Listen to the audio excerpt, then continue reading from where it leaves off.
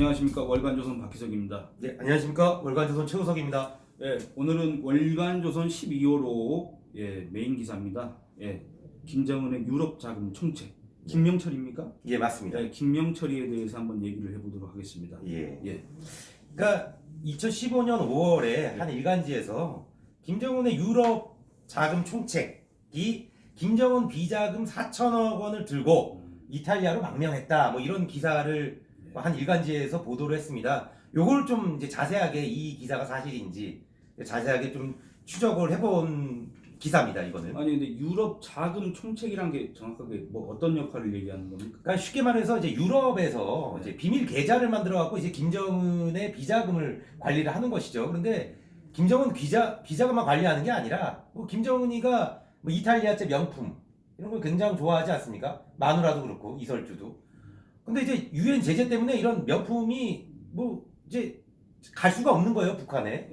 상식 정상적으로는. 그러니까 한마디로 이제 어떻게 비정상적인 루트, 그렇죠. 뭐 밀수나 그러니까 밀수를 담당하는 거죠. 그러니까 이 사람은 자금을 관리한다는 게 그 뭡니까? 자금을 좀 불리는 역할도 하고, 자금 풀리는 역할도 하고, 그리고 그다음에 그걸 막 어디 여러 요소에 다 분산해가지고, 그렇죠. 안 걸리게, 네. 국제사회에 걸리지 않게 그렇죠. 관리하는 역할도 하고, 그렇죠. 그다음에 김정은, 이설주 이런 애들 심부름 꾸는 역할도 그렇죠. 하고, 심부름 역할도 그런 하고. 거 아닙니까? 그렇죠. 그러니까 이 사람이 2001년도에요. 2001년도 1월달에 대성무역 로마 지사장으로 이제 부임을 했습니다. 근데 2001년도 1월에 여기에 그 부임을 했다는 거는 그 김정은의 아빠 김정일이의 신임을 엄청 받았다고 보면 맞겠습니다. 여기서 이제 아까 우리 박 기자가 말씀하셨듯이 비자금은 물론 김정일, 김정은 일가의 호화 사치품을 밀수, 그러니까 몰래 구입하는 것을 뭐 담당했고 뭐 그런 일을 했습니다. 그런 일을. 아니 근데 대성무역의 로마 지사장. 네. 그러니까 대성무역이란 곳이 뭐 하는 곳인지 잘 모르겠는데, 네. 여기에 로마 지사장으로 간 게 상당히 어떤 신임을 받았다는 겁니까? 그렇죠. 신임을 받았다 볼 수 있죠. 왜냐하면 이제 박 기자도 잘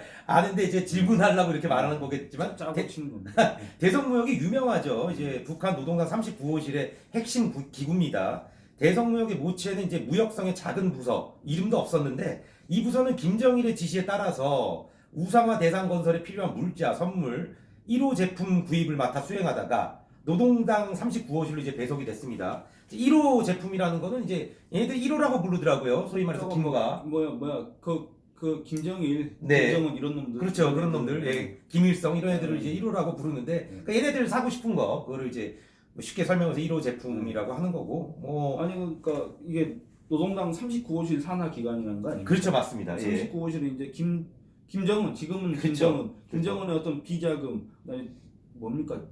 우리로 따지면 정치자금인데, 정치자금이죠. 거기 김정은의 개인 주머니를 관리하는, 그렇죠. 당 산하 소속 기관. 맞습니다. 그냥 이제 노동당 39호실은 그냥 김정일의 김정은의 근거라고 보시면 됩니다. 이제 보면 이제 아까 말씀드렸던 대성무역 등 소속 기관을 통해서 이제 비자금을 조성하고 인민군 정찰총국과 무역성 등 단정군에서 보내온 상납금, 뭐 충성자금 이런 거를 뭐 관리하는 데죠. 예, 거기 뭐 큰 근거도 있다고 하는데 거기에 뭐 이런 충성자금 같은 게 다 들어오면 뭐 거기에 미화나 금괴로 바꿔서 이렇게 넣어놓는다고 합니다. 그러니까 이런 충성 자금이라는 게 네. 외국에 나가 있는 우리로 따지면 주재원, 그렇죠. 그다음에 소위 외교관, 네. 이런 사람들이 거기서 외화벌이 활동을 하는 거 아닙니까? 네, 그렇죠. 그러니까 저기 북한 여자들 그 막 이렇게 해외로 송출하고, 예, 종업원 저기 뭐 벌목공으로 보내고, 네. 뭐 해외 건설 인력 보내고 그런 네. 걸로 한마디로 노예 맞습니다. 사업하는 거 아닙니까? 네. 그런 식으로 벌어들이고. 쉽게 말해서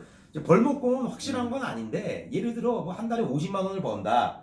그러면 45만 원 정도는 당에 보내야 되는 겁니다. 김정은이한테. 그러니까 힘들죠. 자기 한 달 내내 일한 거에서 거의 90%를 뺏어가는데 뭐 좋아하겠습니까? 아니 근데 그렇게 뭐 신임을 받았던 네. 그 사람이 그 뭐 왜 망명을 네. 이탈리아로 망명한 거 아니에요? 그쵸, 왜 이탈리아로 망명을 망명했습니다. 한 겁니까 그 사람? 이제 중요하게 김명철의 동생이 김경철이라고 싱가포르 무역 대표부 대표였다고 합니다. 근데 이 김경철이가 장성택이 사람이었던 거죠. 장성택 라인이었는데 근데 김정은이가 장성택이는 저기 김경희의 남편. 김경희의 남편. 김정일 여동생. 그러니까 김정일한테는 저기 뭡니까? 매제. 김정일의 매제이자 김정은의 김정은에게는 고모부. 고모부. 예. 그러니까 이제 김정은이는 2013년 12월이죠. 잘 알려졌듯이 고모부를 아주 잔인하게 죽였습니다. 그 어디 뭐 회의장에서 끌고 나가서. 네, 끌고 나가서 뭐 이제 뭐 개를 풀어서 죽였다, 뭐 고사포로 찢어 죽였다, 뭐 얘기가 많은데 뭐 어찌됐든 그때 김경철이도 같이 죽은 겁니까? 그렇죠. 그 장성택이가 죽고 난 이후에 장성택의 측근들을 숙청하는 과정에서 이제 김경철이도 죽은 겁니다. 사형당한 거죠. 그러니까 이제 그리고 난 다음에 이제 북한에서 김명철이 계속 들어오라는 연락을 취합니다. 본국으로 귀환해라. 아니 와라. 그 뭐야 김명철도 장성택 사람입니까? 김명철은 장성택 사람인지 아닌지 확인이 안 됐지만 김정은이 봤을 때는 장성택 사람일 수도 있다고 본 거죠. 그러니까 조사를 좀 하고 싶었던 모양입니다. 동생이 장성철 사람입니까? 장성택 사람입니까? 그러니까 아마 무서웠겠죠. 김명철이가 들어가면 죽지 않습니까? 그러니까 이제 망명을 이제 결정을 한 거죠. 이제 아까 말씀하신 이탈리아로 이제 망명을 결정을 한 겁니다. 예.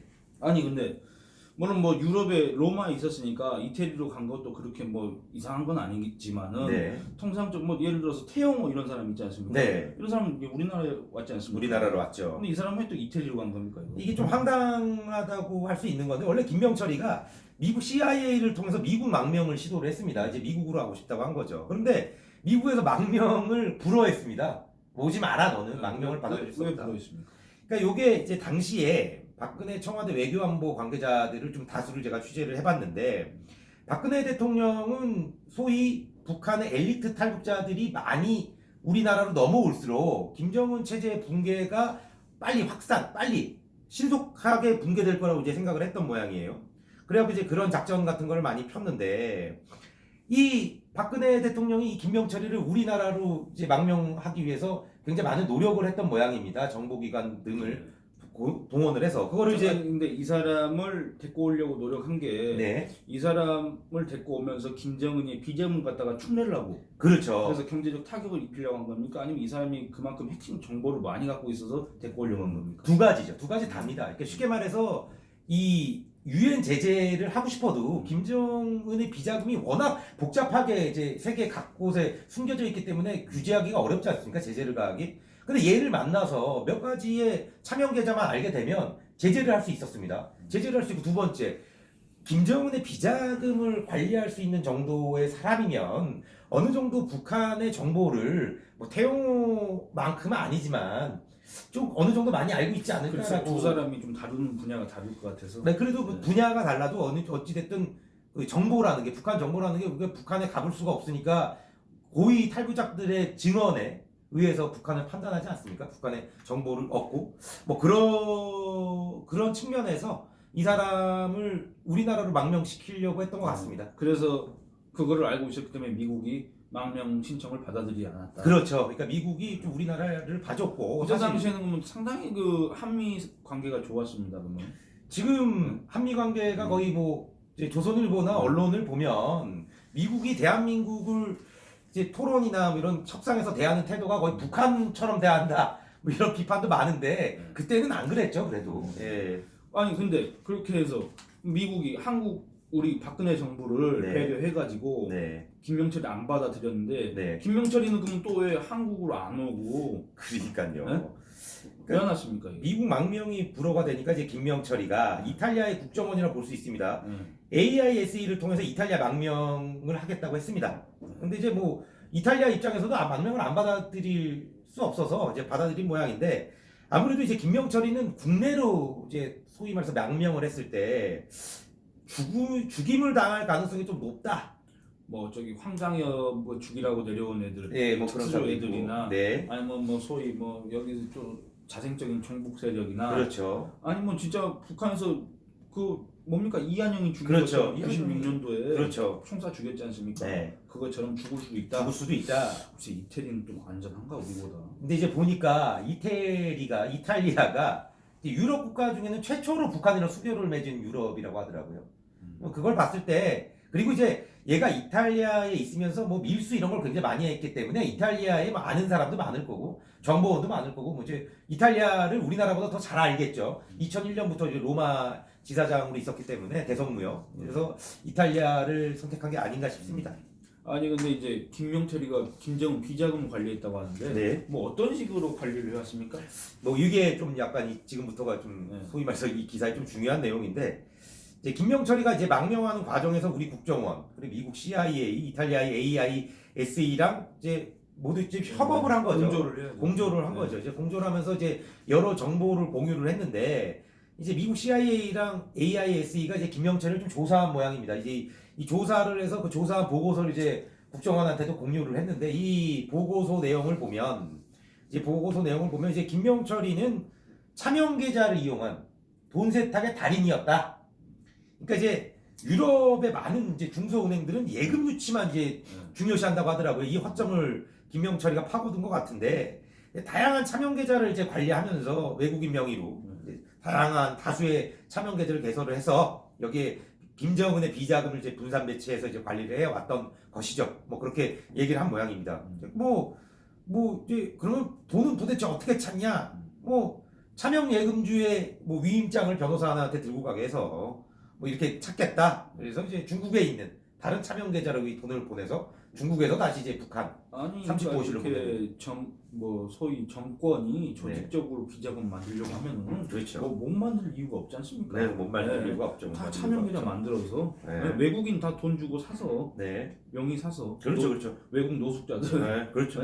그렇게 하면 되는 거 아닙니까? 게다가 이제 김명철이가 좀 더 대단한 게 이게 아무래도 이제 북한인이라면 제재가 많습니다. 제재가 많아서 아무래도 혼자 활동하기가 어려우니까 이제 현지에서 이탈리아 현지처를 뒀다는 거예요. 그러니까 현지처 명의로 막 통장 만들고 거기 뭐 친구들 뭐 거기도 현지처가 있으니까 장인 장모도 있지 않겠습니까? 이탈리아 사람들.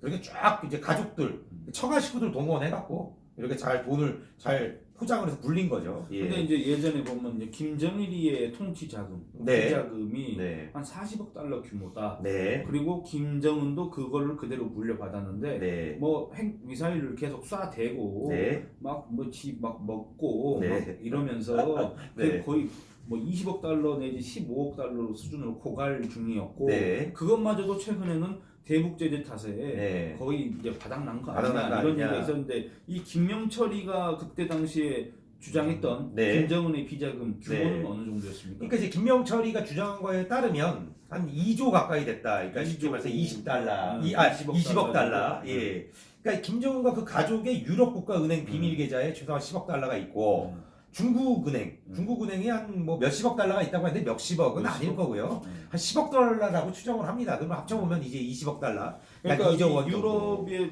주로 또 뭡니까? 룩셈부르크, 리텐슈타인 이런 데 있지 않습니까? 비자금들이. 그 마치 제가 본 것처럼 얘기하는데 스위스도 있고 뭐 그런 쪽에서 이제 비자금을 했는데 이제 그래도 2조도 뭐 지금 뭐 1억 원, 2억 원이 없어서 지금 아파트, 그러니까 집도 없고 하는 분들이 많은데 그런 분들에 봤을 때 2조 원 대단한 금액이죠. 2조 원이라고 보면은 뭐야? 아니 아파트 그런 아파트의 문제가 아닙니다. 2조 원이면 거의 뭐야?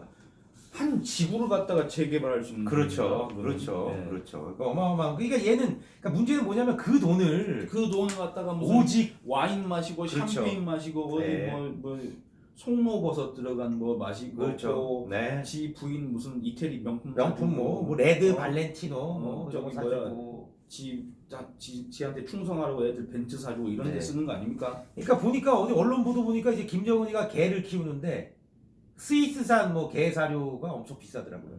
저희가 오늘 점심을 그래도 맛있는 거를 먹고 왔는데 그거보다도 훨씬 비싼 뭐 그렇더라고요. 개밥이 하여튼 김정은이의 개밥이.